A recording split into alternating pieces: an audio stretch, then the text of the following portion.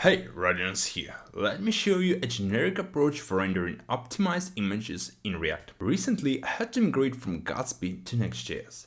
It was relatively straightforward except for the images.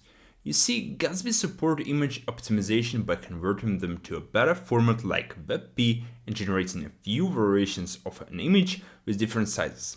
It worked well for my project since it didn't have many images, so the build process was relatively fast. But Next.js image component requires a server.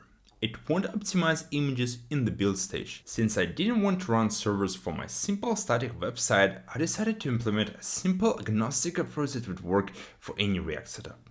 You can find both the source code and the demo in the description.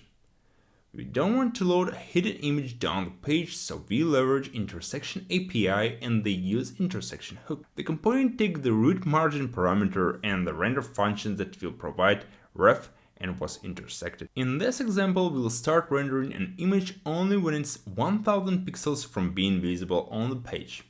Then we render image holder, a regular div container that could have a fixed width and height, and it will show a gray box with a centered icon well below the image.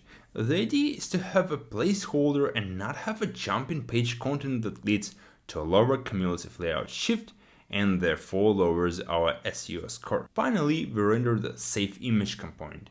It takes source, fallback, and render props to try to load an image and show a fallback or nothing in case of failure to fetch it. We want to use an image format optimized for the web.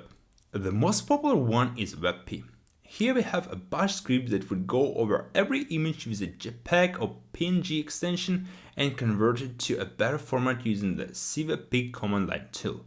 The second step is optional and it might not make sense for your project, but here we can have all the images with the same max width, so it is safe for me to go and resize every image while keeping the aspect ratio using the same CWP utility. The bash script is just a simple implementation of build time image optimization.